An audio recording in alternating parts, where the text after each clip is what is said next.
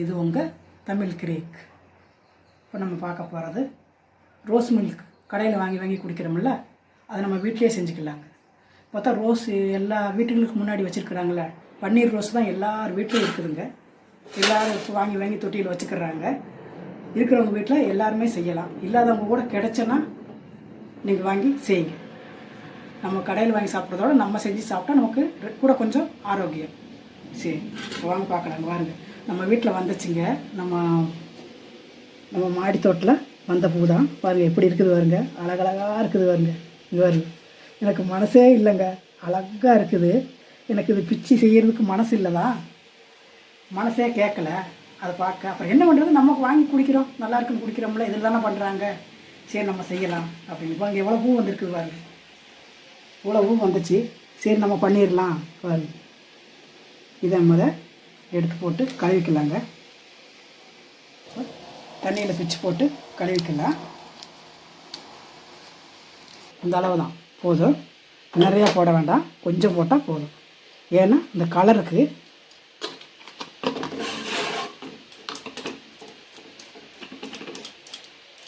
கலருக்கு பீட்ரூட்டும் நல்லது, வாசத்துக்கு, டேஸ்ட்டுக்கு, எல்லாத்துக்கும் சூப்பராக இருக்கும்.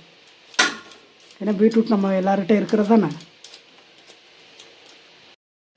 கழுவி எடுத்துக்கோங்க.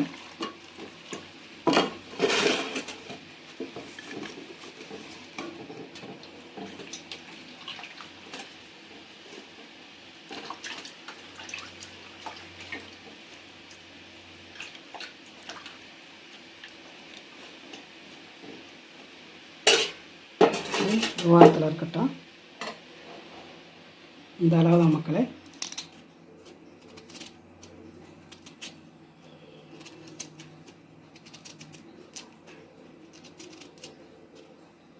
கொஞ்சம் தண்ணி ஊற்றி நல்லா அரைச்சிக்கலாம். ஒரு டம்ளர் தண்ணி ஊற்றிக்கோங்க.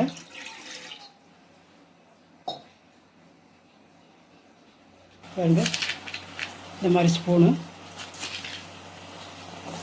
ஒரு ஸ்பூனு, 2,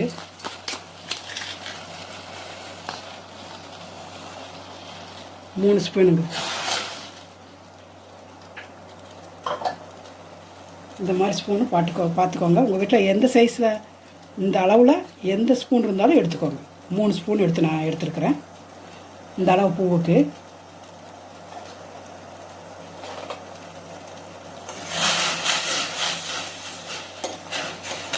நல்லா கொஞ்சம் பாவாகட்டும்.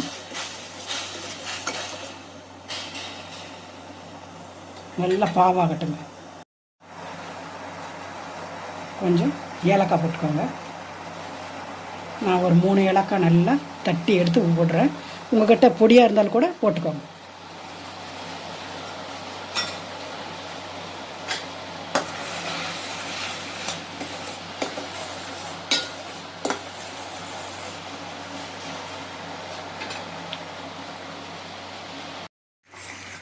மக்களை பாருங்கள், நல்லா பாவு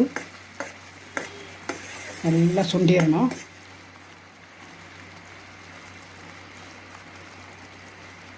நல்லா அப்படி பிடிக்கணும் மக்களை. இதை கட்டி ஆகணும். ஆகுது பார்த்தீங்களா, இந்த ஸ்பூனில் தெரியுதா?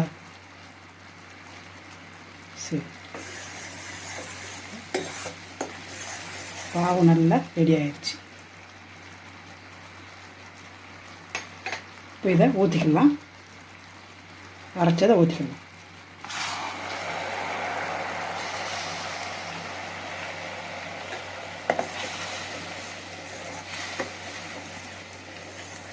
ரோஸ் வாசம் சூப்பராக இருக்கும் மக்களே, நல்லா இருக்கும். நல்லா ரெடி ஆகணும் மக்களே. அப்போ தான் நம்ம எடுத்து வச்சுட்டு பாலில் கலக்கி குடிக்கலாம்.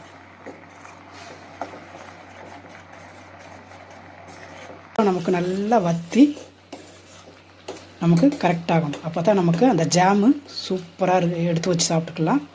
இந்த ரோஸ் மில்க்குக்கு கரெக்டான பதம் இதுதான். இப்போ நம்ம ஸ்டவ் ஆஃப் பண்ணிக்கலாம். ஆஃப் பண்ணிவிட்டு இதை வடிகட்டிடணும் மக்களை.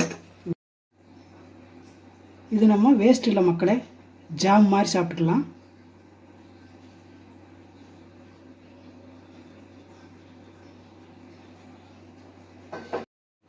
மக்களே, இந்த ரோஸ் மில்க் செஞ்சேன்னா நம்ம ஜேமுக்கு இதை எடுத்துக்கலாம், ரோஸ் மில்க்குக்கு இதை எடுத்துக்கலாம். நமக்கு 2 இது கிடச்சிருது. இதில் ஒரே இதில் நமக்கு ரோஸ் மில்க்கு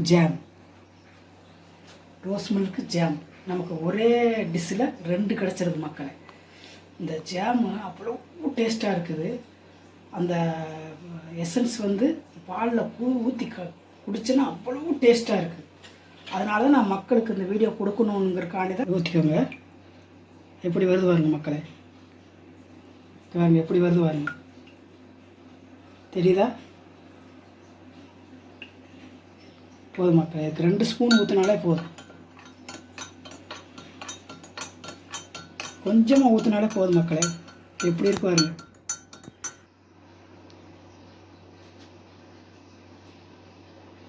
மக்களே, ரோஸ் மில்க் ஜாம் எப்படி செய்யணும்னு பார்த்தோம், 2ம் பார்த்தோம். அதில் எடுத்து எப்படி மில்க்குக்கு எப்படி எடுக்கிறது, ஜாமுக்கு எப்படி எடுத்துக்கிறது அப்படின்னு பார்த்தோம். இப்போ நம்ம அதை டேஸ்ட் பண்ணி பார்க்கலாம் மக்களே. இந்த மாதிரி எப்படி இருக்கு பாருங்க.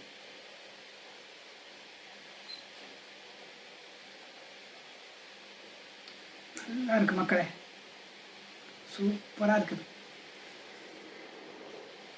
அந்த ஏலக்காய் ரோஸுக்கு அந்த பீட்ரூட் வாசமே தெரியல, பீட்ரூட் போட்டோமானே தெரியல.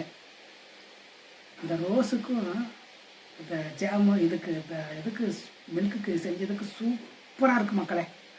எல்லாம் ட்ரை பண்ணுங்கள். ஆர்கானிக் அதனால தான் நான் திருப்பி சொல்கிறேன்.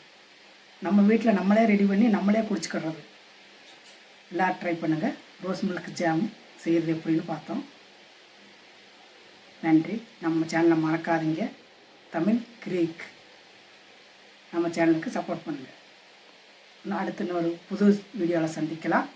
நன்றி அண்ட் பாய்.